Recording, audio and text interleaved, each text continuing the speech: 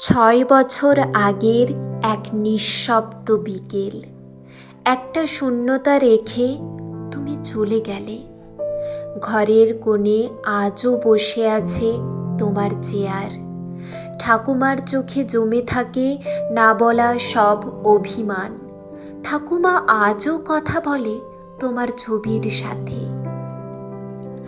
রান্নার ধোঁয়ায়, সন্ধ্যার প্রদীপের আলোতে তার হাসি কান্নার ফাঁকে লুকিয়ে আছে কত না অপেক্ষা, যে অপেক্ষার কাছে সময়ও হার মেনে যায়।